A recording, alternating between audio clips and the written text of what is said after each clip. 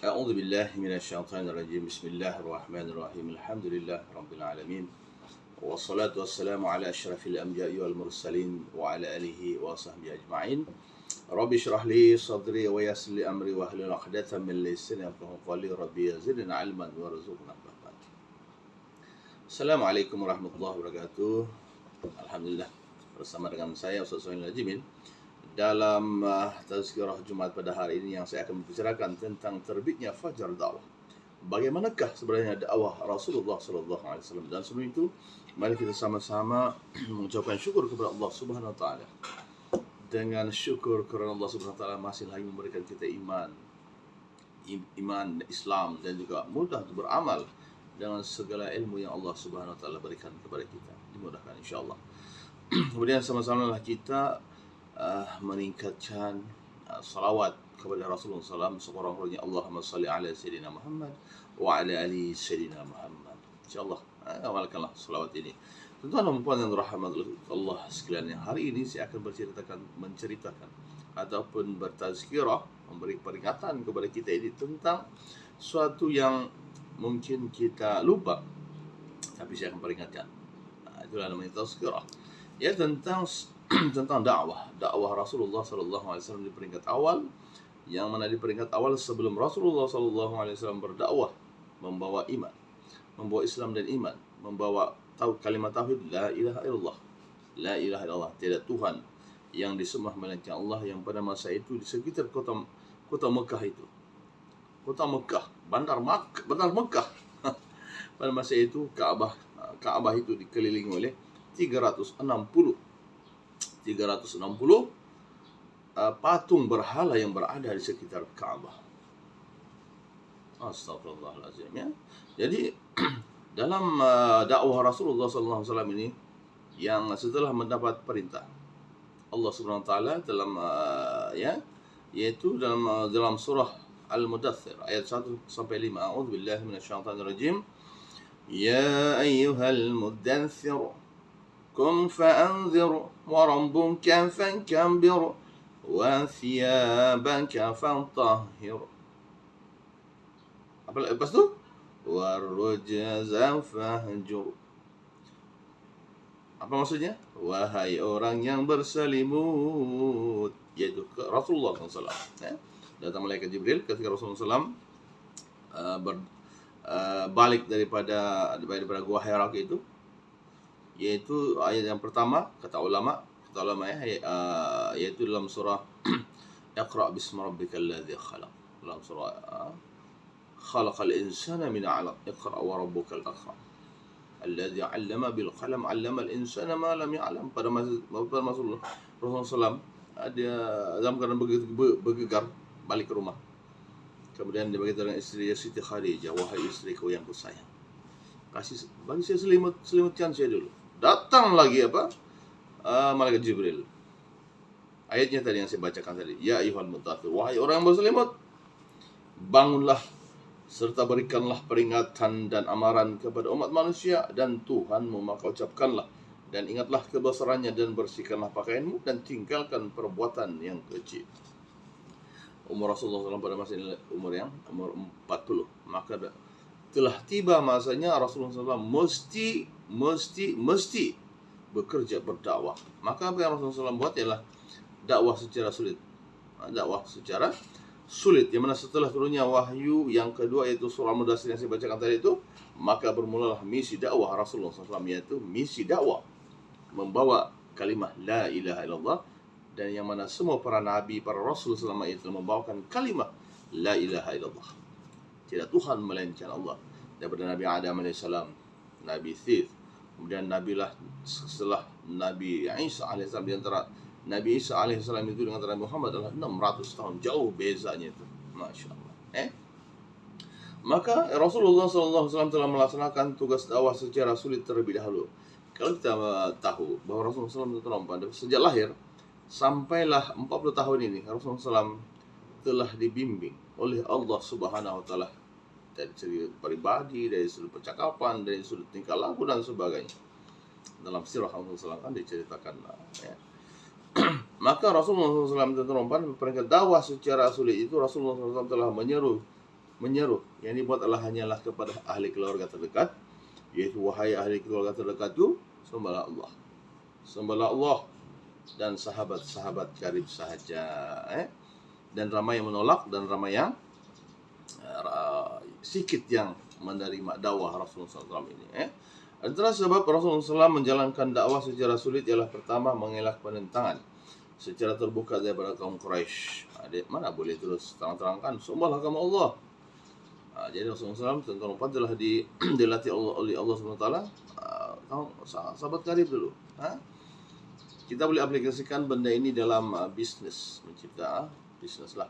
Yang kedua, mengelakkan berlakunya kejutan kepada masyarakat Arab dengan ajaran yang dibawa oleh Rasulullah SAW yang bertentangan dengan amalan tradisi mereka. Yang ini, yaitu Islam dibawa la ilaha illallah, la ilaha illallah, ya Tuhan melainkan Allah. Tapi tradisi pada masa itu menyembah berhala, berharap kepada patung berhala. Kemudian tuan-tuan dan puan yang Rasulullah, bilangan pengikut Islam masih sedikit dan kedudukan yang masih lemah. Islam itu masih sedikit lagi. Sedikit, yalah, sulit kan. Kemudian antara individu yang mula-mula memeluk Islam pada peringkat itu adalah istri Rasulullah SAW, yaitu Siti Khadijah, istri Rasulullah SAW. Tuan-tuan dan puan, takut kita bahwa harta yang dimiliki oleh istri Rasulullah SAW, Siti Khadijah, yang berada di Mekah, ketika mana Rasulullah SAW umur 25 tahun, sampailah kawin 25 tahun itu, dan seterusnya sampai 40 tahun itu, harta Siti Khadijah adalah 2/3 harta di Mekah itu dia punya. Amat kaya, Masya Allah. Tapi apabila Siti Khadijah meninggal dunia, tiada harta dia. Harta dia bagaimana? Harta dia gunakan untuk perjuangan Rasulullah SAW, untuk berdakwah dengan Allah Subhanahu Wa Taala. Kita lihat dalam sirah yang ada, Masya Allah. Tuan-tuan dan puan yang dirahmati sekalian, kemudian seterusnya adalah Ali bin Abi Thalib, yaitu sepupu Rasulullah SAW. Yang ketiga adalah Zaid bin Harithah, yaitu pembantu Rasulullah SAW, dan juga yang keempat Abu Bakar As-Siddiq, yaitu sahabat Rasulullah SAW. Abu Bakar ini dikenali sebagai As-Siddiq. Orang suruh berkawan kan, dari berkawan rapat, kemudian begitu dengan jadi Abu Bakar ini dia tahu tentang Rasulullah SAW nih. Jadi bila dia cakap sini Rasulullah SAW, betul nih. Itu namanya As-Siddiq. Itulah kuatnya iman Abu Bakar ini. Maka Abu Bakar sebenarnya telah berjaya menarik beberapa orang sahabat lagi menerima Islam, seperti Utsman bin Affan semua Khalifah Rashidin, dan juga Abdurrahman bin Auf, seorang yang kaya di Mekah. Dan kesan dakwah secara sulit ini, tuan-tuan, dia masih ada kesan. Kalau kita hendak melakukan satu perkara, kita tidak boleh terus beritahu. Kita masih ikut kaidah Rasulullah SAW ini. Yaitu kesan dakwah secara sulit ini adalah pengikut Islam semakin bertambah, terutamanya golongan hamba dan golongan miskin. Pengikut Islam diperintah oleh Rasulullah SAW supaya merahasiakan keimanan mereka untuk mengelakkan penentangan kaum Quraisy. Dan rumah Arqam bin Abi Al-Arqam menjadikan pusat pengajian dan penyebaran Islam. Dakwah secara sulit ini senyap berjalan selama 3 tahun dan berjaya mendapat pengikut Rasulullah adalah selama 40 orang dalam masa 3 tahun. 3 tahun alhamdulillah. Kemudian dakwah Rasulullah telah diberitahu oleh Allah SWT supaya berdakwahlah secara terang-terang, yaitu setelah berdakwah secara sulit selama 3 tahun, Allah Subhanahu Wa Taala Allah beritahulah melalui firman Allah Subhanahu Wa Taala itu, yaitu wa anzir ashiratakal aqrabin. Itu namanya yang dalam ayat Quran kan. Dan kemudian tuan-tuan dan puan, dakwah secara terang-terangan terbagi kepada 2 pula tu. Yaitu berdakwah secara terang-terangan kepada kaum kerabat, firman Allah Subhanahu Wa Taala dalam surah Asy-Syura, wa anzir ashiratakal aqrabin. Aqrabin ini kaum kerabat lah. Jadi Rasul bangsa Arab ini, ada di dalam bangsa Arab ini suku kan. Jadi suku Rasulullah adalah Quraisy, bangsa Quraisy. Kemudian dia punya keturunan itu Abdul Muthalib kan. Jadi Rasulullah pun berdakwah kepada dia punya aqrabin. Yang kedua adalah berdakwah secara terang-terang kepada masyarakat awam, firman Allah Subhanahu Wa Taala, fasda bima tu'maru wa 'arid 'anil musyrikin. Dalam surah Al-Hijr ayat 94, Oleh itu sampaikanlah secara berterus terang apa yang diperintahkan kepada kamu wahai Muhammad, dan janganlah engkau hiraukan bantahan dan tantangan kaum musyrik itu. Yang kau hiraukan itu, bayangkanlah, sebab sudah ada pengikut, yakin keimanan itu sudah ada. Jadi apalagi berterang-teranganlah. Pada peringkat dakwah secara terang-terangan ini, Rasulullah SAW telah mengatur beberapa strategi dakwah, yaitu pertama, mengadakan jamuan, yaitu Rasulullah SAW. Bukti ya, Rasulullah SAW menjemput semua ahli keluarga Bani Abdul Muttalib ke satu majlis dan menerangkan kepada mereka tentang dasar-dasar agama Islam. Sebagian daripada mereka meninggalkan majlis dan memperkenalkan ucapan baginda. Bukan semua orang boleh terima. Yang begini pada awal dakwah Rasulullah SAW secara terang-terangan. Yang kedua, ucapan awam, mana Rasulullah SAW pergi ke tempat orang, di awam, di bandar Mekah itu. Kemudian Rasulullah SAW membuat ucapan. Rasulullah SAW mengadakan rapat umum di kaki Bukit Safa dan menjemput kaum Quraisy serta pembesar-pembesarnya, termasuk Abu Lahab. Abu Lahab yang dirakamkan dalam dalam surah Tabat Syada bil Habi Watab itu. Kemudian Rasulullah SAW menerangkan kerasulannya serta menyeru mereka menyembah Allah Subhanahu wa taala yang Maha Esa dan meninggalkan amalan jahiliyah. Amalan jahiliyah, tuan-tuan. Di jahiliyah, tuan-tuan, meninggalkan perkara-perkara dosa. Dosa seperti berjudi, apalagi macam-macam lah. Kemudian Rasulullah SAW menerima ejekan dan hinaan daripada musyrikin Quraisy, terutama Abu Lahab, namun baginda tetap meneruskan dakwahnya. Jangan risau. Dalam berdakwah atau dalam mengajak ke arah kebaikan ini, jangan risau. Apa peduli tentang orang? Jiwa kena kental. Jiwa kena kental. Tuan-tuan puan yang rahmatullah sekalian. Ya, seterusnya, apakah sebenarnya strategi Rasulullah SAW? Ya, strategi Rasulullah SAW seterusnya adalah mencari sokongan. Buktinya, tuan-tuan, ialah Rasulullah SAW mengadakan pertemuan dengan kabilah-kabilah yang datang ke Mekah pada musim haji. Dulu pun masih ada musim haji ini, memang akan sentiasa ada musim haji saja ini akan ada. Dari dulu lagi sebenarnya haji ini. Jadi Rasulullah pun beritahu, okey, jumpa kabilah ini, okey, masuklah Islam. Okey, Islam ini. Tuan-tuan, tahukah kita tentang sejarah kenapa wujudnya Madinah? Yathrib itu. Yathrib kan, negara Yathrib. Mekah, kemudian ada Yathrib. Mungkin ustaz-ustaz sudah cerita tentang perkara ini. Yathrib ini, tuan-tuan, negara Yathrib ini tidak apa-apa sebenarnya dulu. Kemudian datang dua orang, Aus dan Khazraj, dua orang yang adik-beradik ini. Kemudian diorang menetap di situ. Kenapa diorang menetap di situ, tuan-tuan? Sebab dalam kitab lama mengatakan akan menceritakan bahwa akan lahir seorang nabi akhir zaman yang akan berhijrah ke sana dan membentuk sebuah negara. Di mana? Di Yathrib. Mereka lama menunggu sampailah adik-beradik ini sudah besar. Aus dan Khazraj ini adik-beradik ini, kemudian dia pernah pindah, lalu itu menjadi pemusuh pula. Dua puak, hairan. Kemudian datang pula dalam kitab Yahudi. Kenapa ada Yahudi di Yathrib pada masa itu? Sebab dalam kitab lama Yahudi mengatakan bahwa akan lahir nabi dan akan lahir seorang nabi dan akan berhijrah ke sana. Jadi itu ada Yahudi pun ada, Nasrani pun ada di situ.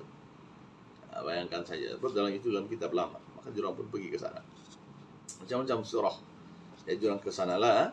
Jadi yang kedua adalah mencari tempat yang selamat. Di mana Rasulullah SAW memerintahkan sebahagian umat Islam supaya berhijrah ke Habsyah, tuan-tuan, yang mana berhijrah pertama ke Habsyah.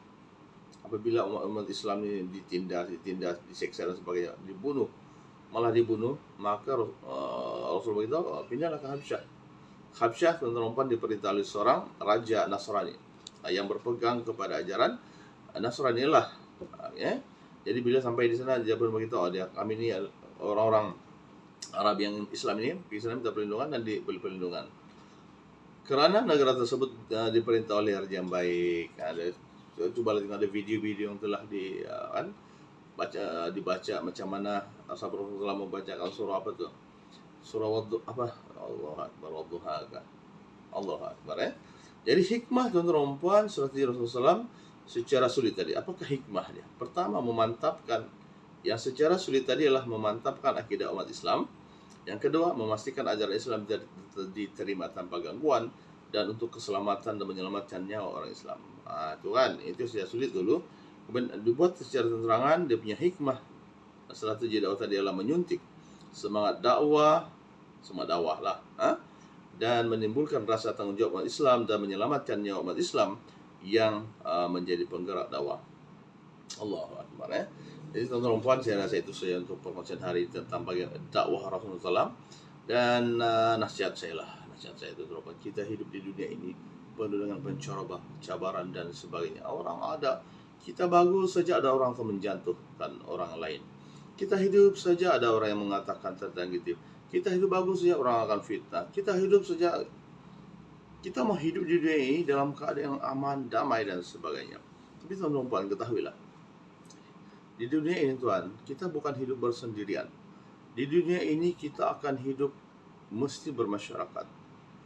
Ada yang sakit kita tolong, ada yang gembira, gembiraan itu perkara biasa. Kita mau tentang kegembiraan itu, maka kita kena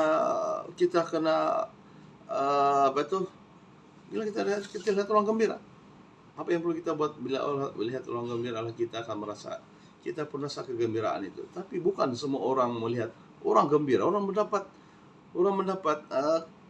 harta yang banyak, teman-teman. Orang yang tidak suka itu, dia ini kaya lah tapi tidak membantu orang lah, macam-macam fitnah yang akan timbul. Jadi teman-teman, jika kita mengambil daripada strategi dakwah Rasulullah SAW tadi itu, kita tahu bahwa kehidupan di dunia ini, kalau kita hendak mengajak sesuatu ke arah yang kebaikan, la ilaha illallah, khususnya la ilaha illallah, mengatakan bahwa Allah itu satu, ataupun kita mengajak orang untuk kejayaan, ramai yang tidak akan suka tuan. Jadi kita gunakan strategi Rasulullah SAW itu secara sulit. Secara sulit menanya kita akan menggunakan perkara ini begini yang bagus. Jangan terpedaya dengan perbuatan ataupun perkara yang boleh menimbulkan fitnah untuk diri sendiri, keegoan sendiri, tuan-tuan, masya-Allah, naudzubillah. Tapi lakukanlah sesuatu ini kerana Allah. Pertama sekali kerana Allah Subhanahu wa taala. Saya buat ini kerana Allah Subhanahu wa taala, kerana Allah suruh saya begini. Bila saya pegang ini, dunia bila saya menjadi seorang ketua di sini, pertama sekali ialah Allah. Ini adalah amanah Allah Subhanahu wa taala. Rasulullah SAW, apabila Rasulullah SAW 6 bulan naik ke gua Hira itu, memohon agar Allah Subhanahu wa taala agar Allah lah berikanlah dia ini, tetapkanlah iman, sebab kota Mekah bandar banyak macam-macam dosa, macam-macam syirik yang dilakukannya. Rasulullah pun menguzlahkan diri 6 bulan dalam gua Hira. Kemudian datang malaikat Jibril, Iqra bismi rabbikal ladzi khalaq. Terkejut Rasulullah SAW. Iqra. Apa mau Iqra ini? Malaikat Jibril datang, Iqra. Nabi Muhammad, tuan-tuan, seorang yang ummi, tak boleh membaca. Tapi bisnis awalnya semuanya Allah SWT baik kepada dia. Hebatnya Rasulullah SAW. Jadi banyaklah salawat Rasulullah SAW. Dan teman-teman, kita mulakan dengan diri kita sendiri, dengan Rasul bawa la ilaha illallah Muhammadur Rasulullah, kita bawa. Kemudian yang kedua adalah Rasulullah SAW dalam menggunakan strategi itu sebenarnya adalah daripada adab, daripada akhlak yang mulia, teman-teman. Pertama sekali saya nasihatkan di sini lah, bila tuan-tuan ada orang membantu kita, ucapkan yang pertama sekali lah, ya Allah, syukran, terima kasih Allah, dan terima kasih kepada makhluk yang orang yang membantu kita ini. Jangan jatuhkan orang yang membantu kita, apatah lagi dalam satu organisasi, satu jabatan, satu syarikat, satu institusi, dalam satu ialah ada yang akan membantu institusi itu naik. Tapi bukan semua orang akan suka, itulah dunia. Maka janganlah jadi seperti orang yang menjatuhkan orang lain. Tidak baik. Rasulullah SAW dalam dakwah ini, Rasulullah SAW telah mengajak sahabat, isteri dia, wahai istriku, saya telah mendapat wahyu dari Allah SWT untuk untuk bersama-sama meningkat untuk iman, untuk Islam ini. Jadi Siti Khadijah pun, ya kita orang kaya, bukan orang kaya lah, sebab harta Siti Khadijah ini 2/3 daripada kekayaan kota Mekah itu dia punya. Oke, gunakanlah harta ini untuk Islam. Rasulullah gitu lah. Rasulullah pun guna. Rasulullah ahli perniagaan. Rasul lalu Muhammad ini seorang ahli perniagaan. Perempuan 25, umur 3 tahun, umur 2 tahun, 2 tahun ke 3 tahun. Rasulullah SAW telah dibawa oleh siapa tuh? Ibunya. Gimana? Pergi melawat, pergi menziarah ke bapaknya. Rasulullah ini kan anak yatim. Kemudian balik daripada ziarah tuh, dia punya mama meninggal, Siti Aminah. Kemudian dijaga oleh Abu Talib. Abu Talib dan perempuan telah menjaga Rasulullah, kemudian dibawa ke Syam. Rasulullah dibawa ke Syam dan perempuan untuk berniaga. Jadi perjalanan Rasulullah SAW adalah berniaga. Sehinggalah umur Rasulullah SAW 25 tahun berkahwin dengan Siti Khadijah. Sebelum itu Rasulullah SAW dan perempuan dia berniaga, dan perniagaan Rasulullah SAW ini yang dibuat untung banyak kan? Bayangkanlah harta Sayyidatina Khadijah ini 2/3 kekayaan itu pada Mekah itu dia punya. Bangunan dia punya, aset dia punya, apalagi harta, unta, semuanya milik Siti Khadijah, dan itulah istri Rasulullah SAW. Dan semua digunakan untuk dakwah Rasulullah SAW. Masya Allah, hebat kan? Jadi bila jadi Rasulullah SAW semua tahu ini. Jadi kenapa Rasulullah SAW dia memilih untuk menjadi seorang pendakwah Islam itu? Kalau Rasulullah SAW dia menjadi seorang yang jutawan, bilioner, udah saja kan 2/3 betul.